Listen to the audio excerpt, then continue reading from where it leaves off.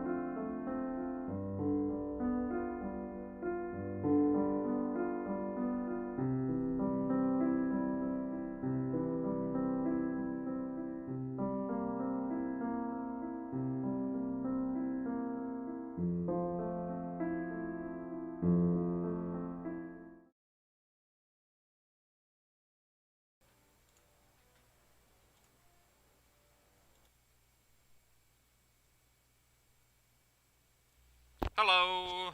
Good morning, class. I hope everybody has had a okay weekend. I realize there was a test, but things seem to be, you know, it's a Monday.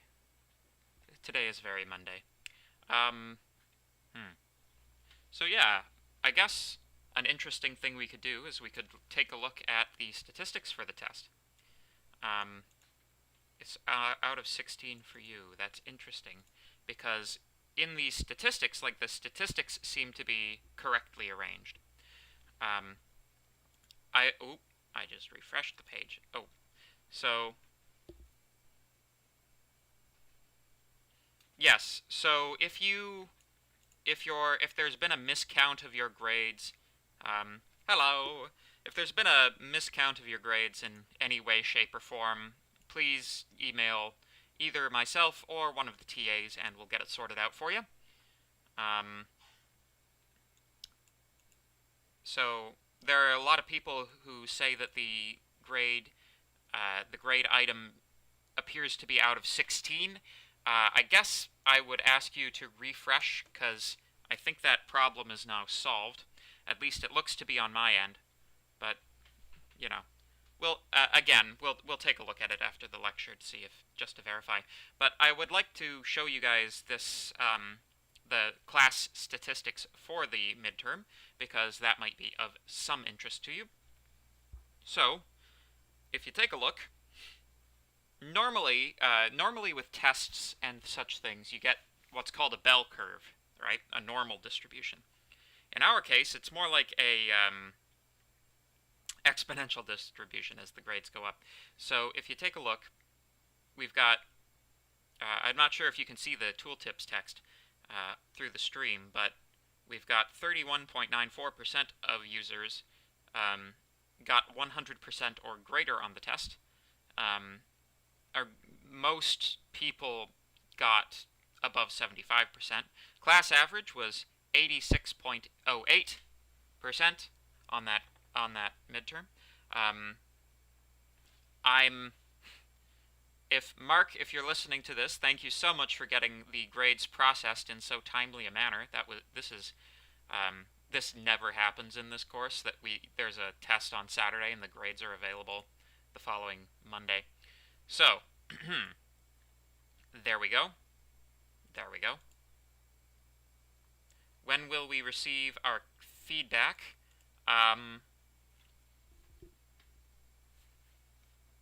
My understanding is that Mark is currently fixing some issues with the auto grader, so that'll probably be done within the next couple of days. A question: how to access Turnitin for? I think that's supposed to be Turnitin, not Turtnin, for this course. We don't use Turnitin for this course. For those of you who don't know, Turnitin is it's a plagiarism checking software. Turnitin is really it's really designed for essays and written work. It's not really designed for code. So we use a plagiarism checker that is specifically designed for code.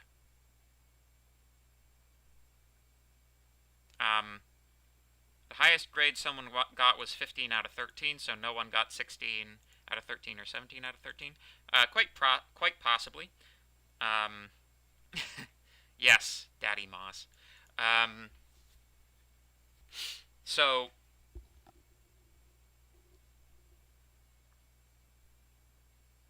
the it's possible somebody got perfect, but I saw an announcement in the announcement feed that Mark seems to think there is a problem with one of the test cases. So we're going to evaluate the test cases today. He probably already has emailed me about it. I just haven't gotten around to checking my email yet this morning. And boop. When I do, then we'll see, and maybe there might be a slight grade adjustment. Yeah, because everything's auto-graded, we can just rerun all of the grades, and it's a relatively straightforward process. Can I post solved versions of assignments and tests after they've been marked? Yeah, that will be the feedback that you guys receive will include solutions, or at least, you know, the solution that I came up with. Yeah, yeah. I thank you. So, if you feel like you're not doing well in this course, generally speaking, um,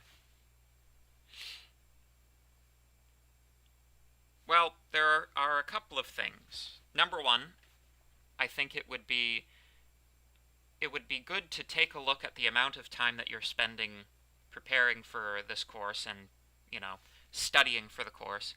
If there's like something on it, like if there's something obvious, like, you know, you've not really done any studying whatsoever and you didn't do well on the test, then, you know, you have to be honest with yourself about it. But if that's the case, then, you know, the straightforward way to improve your grades is to put more time into studying for the course.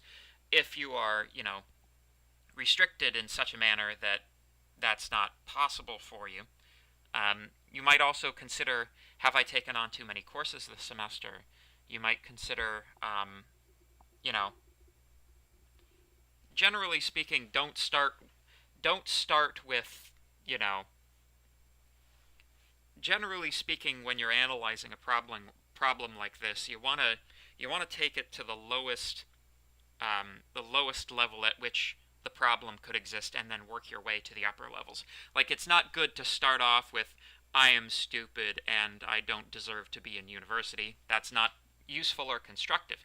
Um, a more constructive approach is to take a look at, you know, the more local behaviors related to the course itself. Like, is there some particular problem that I'm having with the material? Am I not having enough sufficient time to study for the course? That sort of thing. Um, and like, it's important to get the level of analysis correct. So, yeah. Oh, my goodness. Haha, Mark is here.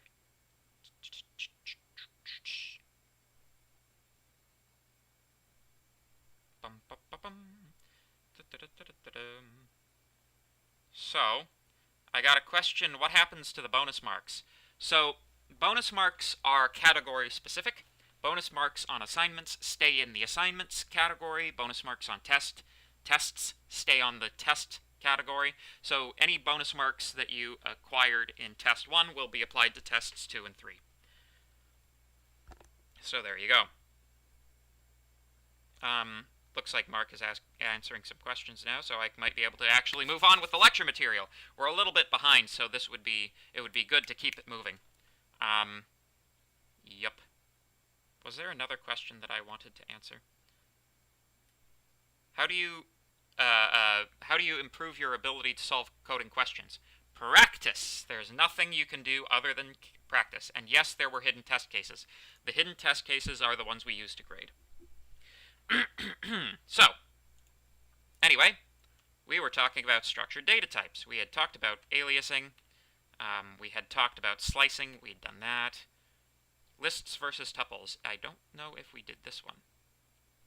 Yes, we did. Sets. Yeah, okay, this is where we left off. So, let me see. Just pull up my Python interpreter since I know I'm going to need it anyway. So, cast your brains back into the distant, misty pasts of your education in mathematics so far, and at some point in your education on mathematics, you will have talked about sets. Sets and set arithmetic are they're sort of one of those side topics in mathematics that a lot of people are like, I'll never use this again. Well, guess what? You were wrong. We're gonna learn how to do sets in Python because Python supports sets. So the idea of a set mathematically is you have a bag that contains things, and each of those things has particular characteristics, and the bag is the set. The integers are a set of numbers. The Boolean literals, those are also a set. the real numbers are a set. The natural numbers are a set. All kinds of things are set. Rational numbers, irrational numbers, these are all sets. So, but in this case, the way that sets work here is more like the jelly bean analysis. So, or the jelly bean analogy. Imagine you have a bag of jelly beans. If you were to reach into the bag and pull out one jelly bean, you get one at random, and that's the sort of sets. It's related to the idea of probability and stochastic analysis. So, with sets, we have, so the way that you declare a set in Python is using curly braces, and you just sort of add elements to it, just like you were adding elements to a list. There you go, that's a set. So the difference with a set is that you're not allowed to have any duplicated elements. So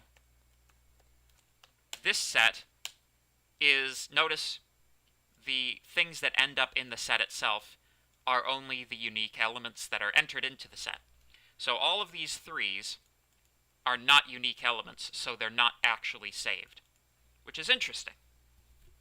So, with respect to sets, we have certain set operations. We have union, intersection, difference, and cardinality. So, for those of you who remember this kind of thing, the union is a set that contains all of the elements in A and all of the elements in B. So if we have a set S, which is 1, 2, 3, 4, 5, and a set Q, which is 4, 5, 6, 7, 8, the S, I think it's ampersand. Set union of S and Q, or wait, that's intersection. Yeah, sorry. It's this guy. There we go. Set union of S and Q is 1, 2, 3, 4, 5, 6, 7, 8. All of the elements in this one, and all of the elements in this one, but keep in mind that no duplicate elements are allowed. So 4 and 5 do not get added twice. They do not get added twice, they are just added once. So that's union. Intersection, which is the one that I accidentally just did, is all of the elements that are in both the first set and the second set. So in this case, the intersection of S and Q is 4 and 5, and that is the new set. The set difference, so the interesting thing about union and intersection is that they are both symmetrical operators. It doesn't matter what order you put the operands in, you'll get the same result. The next one is not a commutative. It's called commutative. The next operation is not commutative, and it is set difference. So set difference is all of the elements in S that are not in Q. So, in this case, it would be 1, 2, 3, since 4 and 5 are in Q. However, if you wanted to take Q minus S, that's all of the elements in S are in Q that are not in S, and that is 8, 6, and 7. Now, here's an interesting thing. Up to this point, you may have thought implicitly, by the fact that all of the sets we've received so far are in order, that sets are automatically ordered, or they have some sort of ordering property which is applied to them. This is not actually the case. You'll notice with this one, we don't get 7, 6, 7, 8, we get 8, 7, 6. And you might be saying, well, that's not in order. And that's true.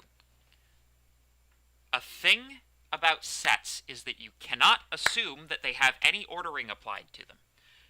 You cannot assume that there is any way to access them by position. There's no positional indexing in sets. You know, like in a list you could take the second element, but in a set you can't actually access the second element by using numerical indexing. Set object does not support indexing. So, Not only that, you can't assume that these guys are in any particular order either. So if, for example, you are going through all of the elements in a set using a for loop, you can't assume that those numbers are coming back to you in any particular order. You have to be able to deal with any element in that set independent of the other ones, or independent of the independent of whether you have executed any of the other ones. Anyway, and our last mouse. Come on. Where's my mouse? Don't make me use my trackpad. Okay, there we go. Cardinality. That's just size. Cardinality is the technical term, but if you just call len on a set, you'll also get the number of elements in the set. So, this is all stuff that we've more or less talked about, except for two of them. If you wish to declare an empty set, normally, if you wish to declare an empty list, you would do something like this. This is an empty list. This is an empty tuple. And since curly braces are the delimiters of sets, you might say, so empty curly braces would be an empty set. But no! That's actually an empty dictionary. We're going to get into dictionaries a little bit later on in this lecture. Or the next one. If you wish for an empty set, you actually have to... Whoop, that's just a bunch of characters. You have to use the set function, which makes things into sets. And that is how you declare an empty set. Additionally, you may be familiar with our in searching operator. So, question. 3 in S? True. Pineapple? In S? False. So there you go. Set operations. So, in addition to the basic operations, you might be saying to yourself at this point, well, that's an interesting thing that they don't allow indexing. If they don't allow indexing, then how on earth am I supposed to remove, like, how on earth am I supposed to get information out of this data structure? And this is how you do it. Well, we'll show you how to add stuff first. So, if we wish to add an element to the to the set, if we wish to add pineapple to the set, you use .add. Now our set contains 1, 2, 3, 4, 5, and pineapple. If we wish to remove some element from the set, we do s.discard, and then whatever you wish to discard. So that removes the value of 3. And if you wish to return and remove an arbitrary element, you do s.pop. A is equal to s.pop. Pop returns some value that is, so the pop method will return the value that it's popped. So you are well advised to store it in some variable. But if you'll notice, the value 1 has been removed from the set. So these guys are in-place operations, which means that sets are mutable. In the same way that lists are mutable, sets are also mutable. So various properties of sets, various properties of mutability will be shared between sets and lists. So things like aliasing. Aliasing is a thing for both lists and sets. It's a thing for all mutable data structures. So, but this is interesting here. Remove an arbitrary element. I won't dwell on this too long, but there's a difference between arbitrary and random. So, a lot of people, when they say the word arbitrary, what they mean is random, right? Some element selected at random. it's so randomness has to do with the idea of deterministic or non-deterministic. So if something is deterministic, that means that you can arrive at it by some sort of fixed method, right? So, for example, in Newtonian physics, the motion of planets and particles and objects in the universe is deterministic, right? Um, if you know the if you know the position and the velocity and the forces acting on some body, then you can calculate its position into the future. That's determinism. Um, Quantum physics, elements of it are non-deterministic, like the fact in quantum physics that, for example, an object doesn't have a position unless it's being observed. Something which is the Schrodinger's cat experiment, I believe, or thought experiment. So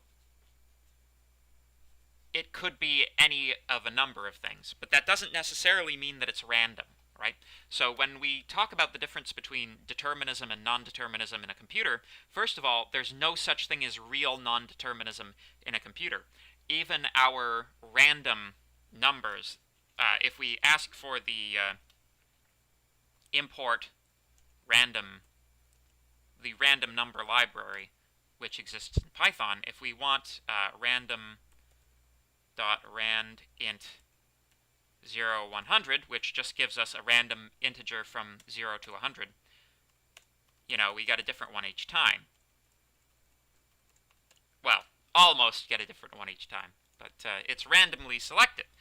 Except it's not, really. In a computer, it's pseudo-randomly selected. So what's actually going on underneath the hood is that a number...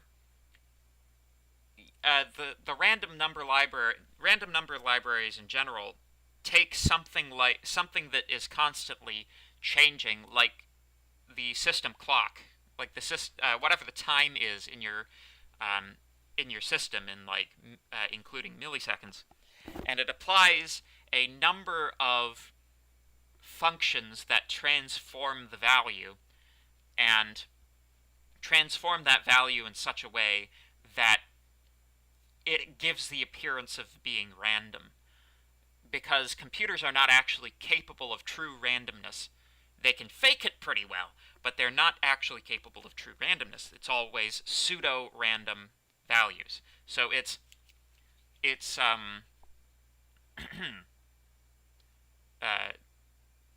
so yeah, anyway, I'm sort of getting off on a bit of a tangent.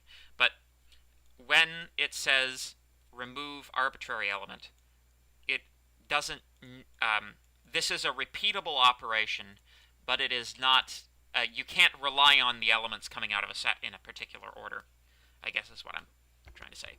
I'm going to see how confused the chat is. Doop, doop, doop. Oh, everybody's talking too. So does pop return and remove altogether? Yes, pop returns and removes at the same time in one operation. Doop, doop, doop, doop. Cool. Thank you so much for handling all this, Mark.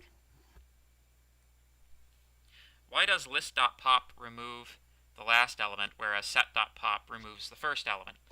First of all, I just said, oh, jeez. Oh, I just spilled my shredding all over the floor. What a... Oh, okay, all right. I'm gonna have to clean that up. So, it's not the first element. Sets don't have a first element. If you imagine sets as having a first element, you're thinking about them wrong. So, it doesn't remove the first element. It's more like it removes them in the order that it displays them, but it's incorrect to think of the first element that it displays as the first element in the set, because it doesn't. Yeah, pay respects to the shredder. But yeah, no, it's it's incorrect to think of the set as having a first element. And it has to do with what pop does with respect to stacks. But what is true randomness then? I don't know. That's a philosophical question. Ask that in a philosophy class. Just know that in computers it doesn't really exist. Anyway, so counting unique. Here's a couple of examples using sets. Unique elements. What this does is it counts the number of unique elements in a collection. And we're going to do this, and then I'm going to show you how to do it in one line. So, if we have some list L, first we declare an empty set. Then, for each element in the list, S is equal to S union E as a set. Then we return the length of E. However, if you wanted to do that all in one line, like an ultimate badass, then you would just do, you would create your thing, you would then say length of the set. Well, actually, let's just make sure this works first. Yep. And then you'd take the length of that. There you go. There are 12 unique elements in that list. String, but strings and lists, you know. Very similar sorts of things. Same function with in situ insertion. So s.add rather than unions with a new set. I believe that the union and intersection operators, and difference as well, are non-mutating operators in the same way that list slicing breaks breaks aliasing. I believe that is also the case with these guys. So, I'm going to leave this slide as an exercise to the reader because we got to keep moving. But basically, it's like, what does this do? What does this do? What's this? What's this? What's that? You guys can go through that on your own. So, here is a quick comparison of the 3 different data structures that we've done so far. Tuples, lists, and sets. Tuples use round braces as delimiters. They allow duplicates. The order matters, and they are immutable. In lists, you use square braces. Duplicates are allowed. Order matters, and they are mutable. In sets, you use curly braces. Excuse me. No duplicates are allowed. The order doesn't matter, and they are mutable. Not only does order not matter, order is not maintained.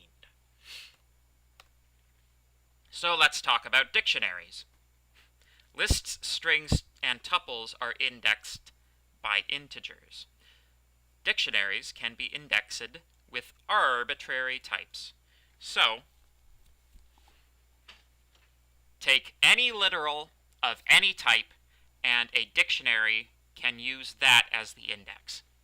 So the example here is days in the month. We've got January 31, February 28, March 31, April 30.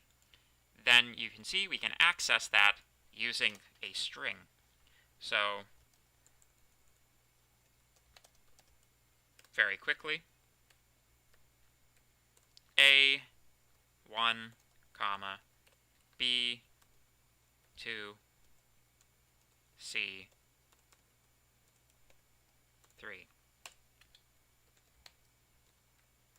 Dictionary at B is 2.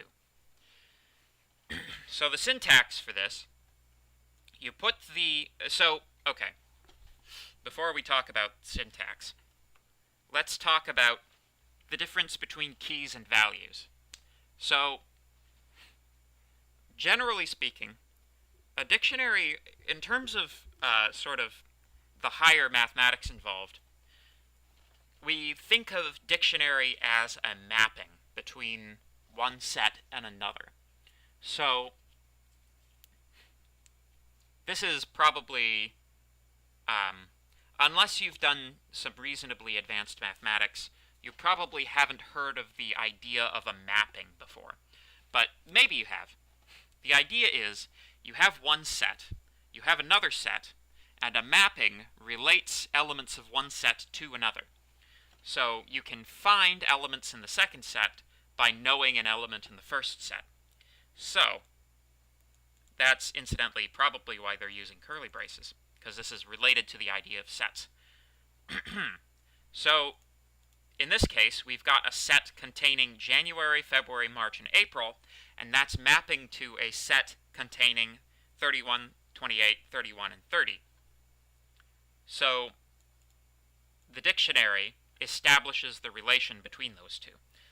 We call the first set the keys, and we call the second set the values. So January, February, March, and April, those are keys. The reason we call them keys is because if you take the key and you put it in the lock opens and you get your value. And the values are these integer numbers in this particular case. These don't have to be strings. Once again, these can be of arbitrary type. Generally speaking, strings are often used, though. It's common to use strings for these types of applications. So, here is your great big quick reference sheet of dictionary operations. If you wish to declare an empty dictionary, you use curly braces. A dictionary mapping key E to value F, you have a comma delimited list of these pairs, and you put a colon between the key and the value. The key always comes first. That's how you write a dictionary. If you wish to access the value at a particular key, then you put it in square braces the same way you were indexing a list. If you wish to check to see if a particular key is in the dictionary, you use the in operator. Now notice, this is a little bit different from the way that in works with something like a list. In a list, you're checking the values of the elements to see if the thing you're searching for is in there. In the case of a dictionary, in searches the keys, not the values. If you want it to search the values, it's actually reasonably easy to do that. So let's say A in dictionary, true. 2, 3 in dictionary, false. 3 in dictionary dot values, true. So if you wish to take a dictionary and get just the values out of it,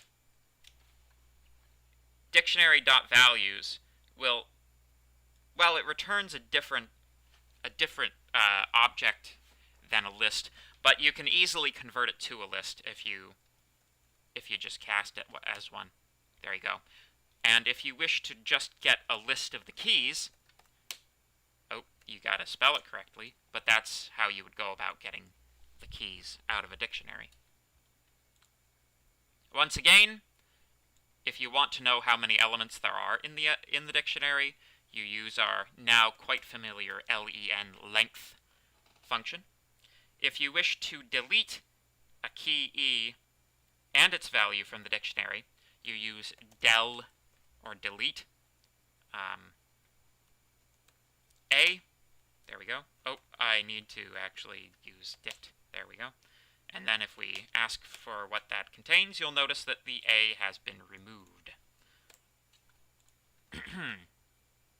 So, here are some examples. If our enrollment for CO1 is 46 and our enrollment for CO2 is 153, we can perform operations on these as you might, expect us to be able to. But here's an interesting one.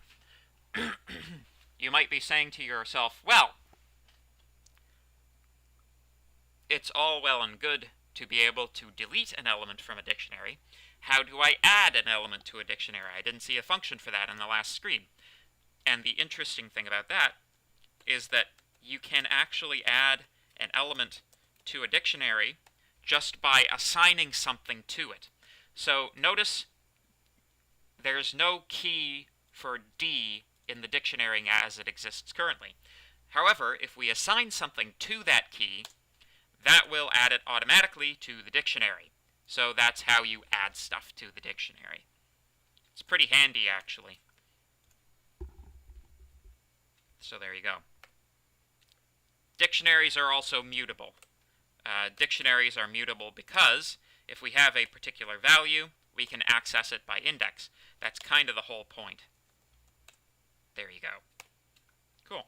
I'm just going to see how lost everyone is. Haha.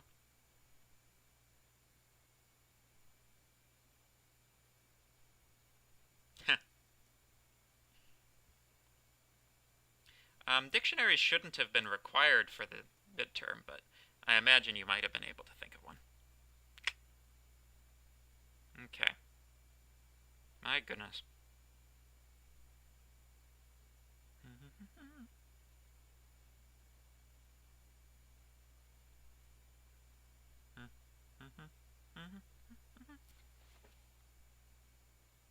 Are dictionaries in a fixed order? That's a good question. No. The correct way to think about a dictionary is that there is no ordering over it. In the same way that there's no ordering in a set, there's no ordering in a dictionary. So, it's less of an issue with a dictionary than in a set, but yeah, it's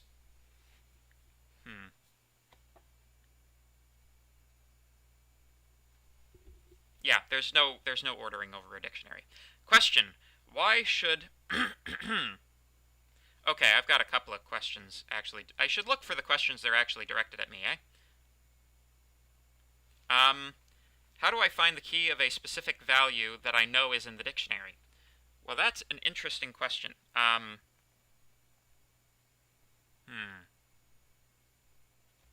Well, the way that to solve that problem that comes to mind pretty quickly to me is what you could do is you could write a quick piece of code that constructs a reverse dictionary. So you can access all of the keys and all of the values. If you can construct a dictionary that looks up the values from the keys by setting the values of the old dictionary to the keys of the new dictionary and vice versa.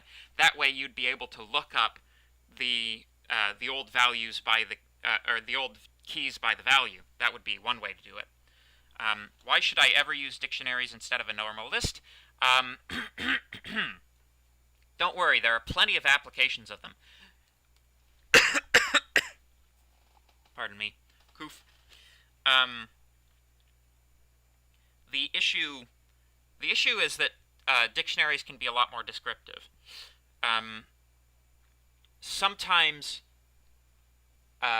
like there are things you can do with dictionaries that you just can't do with regular lists. So, yeah, don't worry, we will see plenty of applications. Do profs assign any work over reading week generally? I think yes. I think you can expect work to be assigned over reading week. I haven't, but, it's because I'm such a nice guy. Yes. Yeah, well, plus equals is just syntactic sugar for A equals A plus whatever. So, yeah. Cool. All right, moving on. So, using dictionaries to construct a histogram. A histogram determines the absolute frequency of items in a collection. So, if we define a function that creates a histogram, we start with a dictionary that is an empty dictionary. For each element in S, if C is not in the dictionary element is given a value of 1. Otherwise, the dictionary value is increased by 1. Then we return the dictionary. So, for example,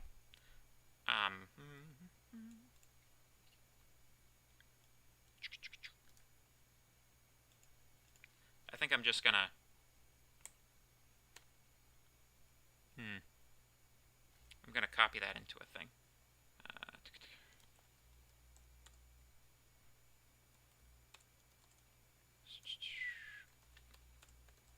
Yep, this will do. There. Code, sure. So, get it hist.py. There we go. Whoa, it blew out my indentation, man. That's not cool. Python's all about indentation.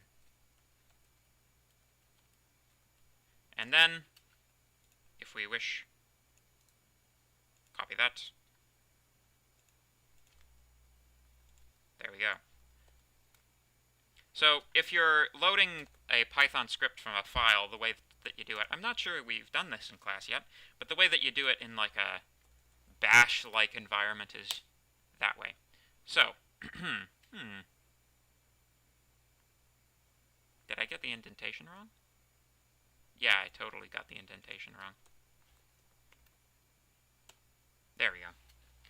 So, with respect to the word doorbell, you can see we've got one D, two O's, an R, a B, an E, and two L's. So we're sort of sorting things into bins. This is an interesting thing, though, this if statement. So, because you might say to yourself, why is it necessary? Couldn't we just do something like this? Well, let's see what the result of that is. We get an error. Key error D. So, the issue, just like with regular variables, a particular entry in a dictionary must exist in order for it to be referenced. So in this particular case, we're saying the dictionary value at key C is being increased by 1. But if it has not been initialized, essentially that key isn't in the dictionary. So what we do is we test to see if it is in the dictionary first, and then and if it isn't in the dictionary, we add it to the dictionary with an initial value of 1. If it is already in the dictionary, then we increment the value at that key. But it's important, it has to exist first before we are able to do that. So that's just an interesting point. Initialize your variables. You always have to initialize your variables. Good.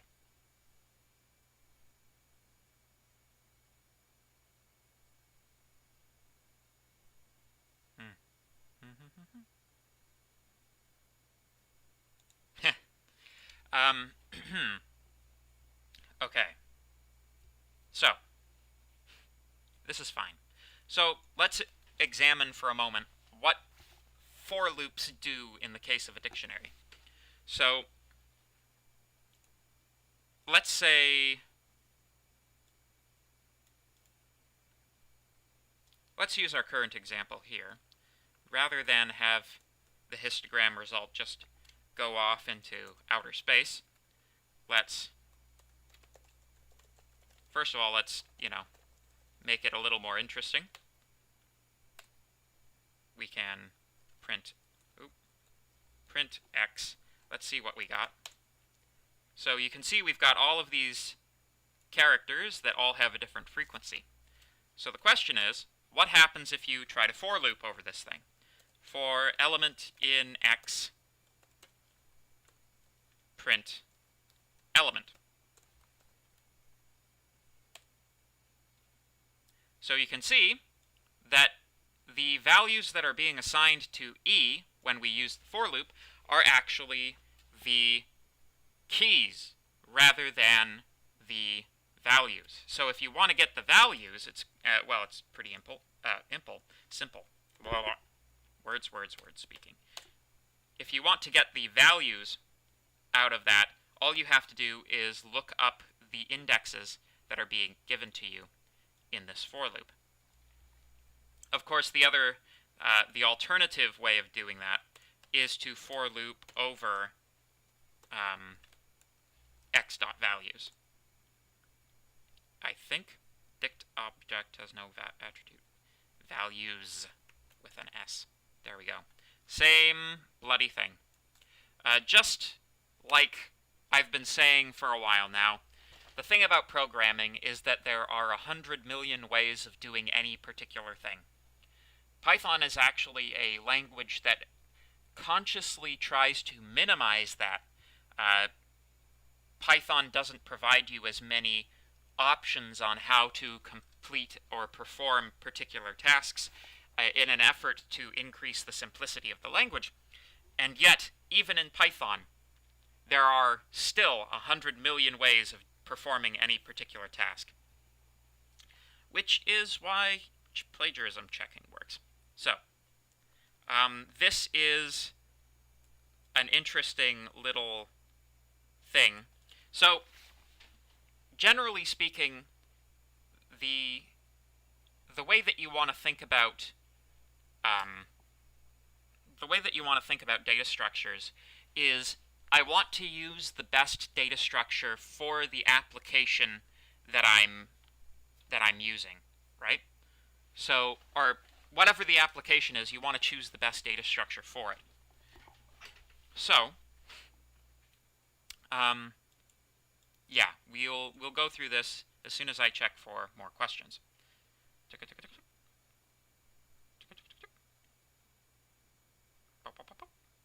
Themes.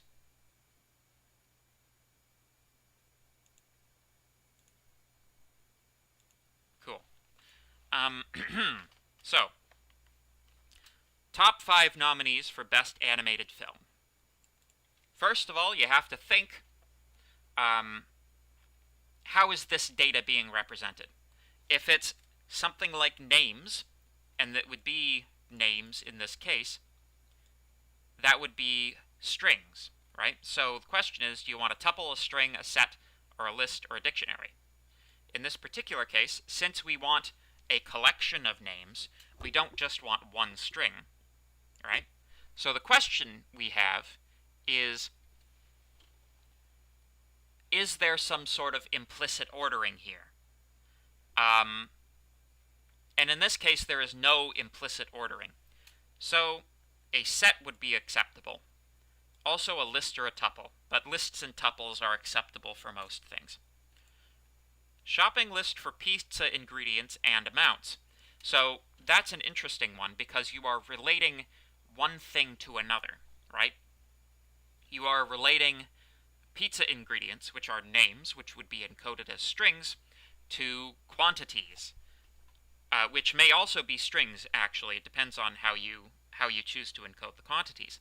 But since it's a relation between two different things, you would be wanting a dictionary there. Names of your cats, again, that's a collection of names, so tuple, set, or list would be appropriate.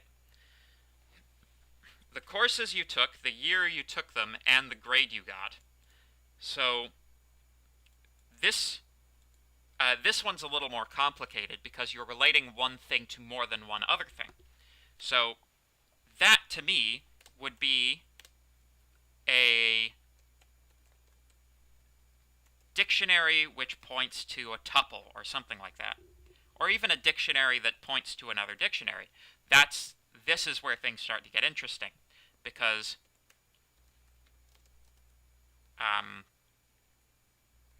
2020 and grade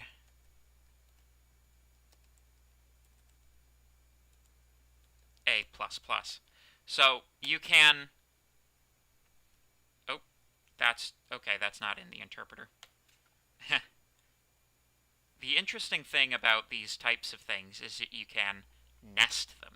You can have a dictionary which contains dictionaries, which is kind of cool. Paste. There we go. So if we say x is equal to that, then we can look things up using this type of syntax. So you can, well, that's kind of an advanced thing, but we're gonna see that sort of thing quite a bit coming up. So, alphabetical class list. If it's alphabetical, then that implies there's an ordering over it. If there is an ordering, then you don't want a set. You would want either a list or a tuple. The words of Alice's Adventures in Wonderland. Down the rabbit hole, Alice was beginning to get very tired. So this is obviously a collection of strings. If there, to the question, is there an implicit ordering over these items, the answer would be yes. The ordering over these words is the order in which they appear in the book itself, so we would want either a tuple or a list. Frequency of words in Alice's Adventures in Wonderland. Well, that would be a simple histogram problem, just like we were dealing with a little bit earlier, so we would want a dictionary. Financial portfolio with stocks and amounts. So, if you had stocks are generally expressed with some sequence of alphabetical characters, and then you have values, so that would be a dictionary again. All of the schools you attended, that would have an implicit ordering over it, which would be the order in which you attended the schools. So you would want a tuple or a list. So that brings us around to our time. We'll talk about this last section tomorrow, and I will take a look and see if we have any interesting questions.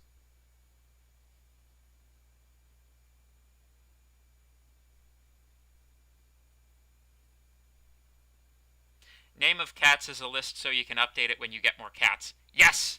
Yes, get all the cats. I am not a crazy cat lady. I have 2 cats. Crazy cat ladies have at least 15 cats. Yeah, JSONs. We're gonna get to JSONs, but, you know. 5 cats and 6 dogs. You must, or 8 dogs. You must live in the country. My goodness.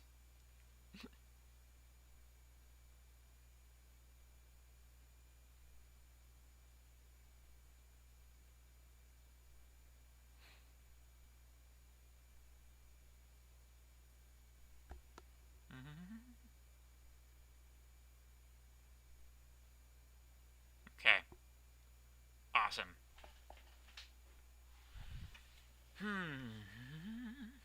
Cool. If you guys give me 2 seconds, I'm going to go bring you a cat and show you.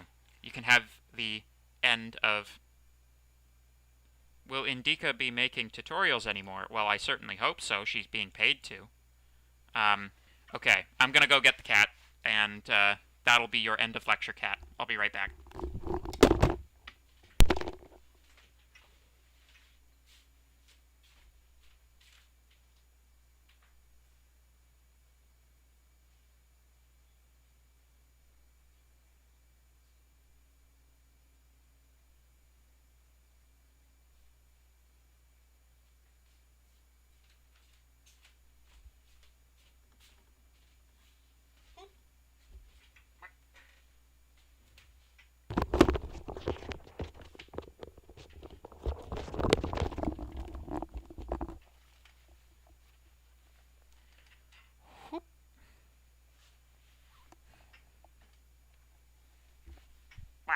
There we go. There we go. Whoop. Hello. Yes, thank you for the kisses. This is Mars. For those of you who have not seen Mars, this is Mars. He is a cutie. He's also huge. Like, look at the size of this guy. You know? He's like... Whoa. He's half Maine Coon and half Bengal, which are both large breeds of cats. Maine Coons particularly, but... Yeah, sorry, Mark. I haven't quite got to my email yet today. I'll take a look at it a bit later today. He's interesting because he's got a spot pattern on his side rather than stripes. which is, if you know Bengals, they kind of look like leopards, but yeah, Mars. There we go. He is our little god of war. Anyway, what? There we go. Wow, nice. Yeah, I think it's very cool because Bengals are extremely intelligent cats, and Maine Coons are extremely friendly cats. So there you go. Anyway, I think that's I've used up just about enough of your time today. So thank you very much, folks. I'll see you tomorrow.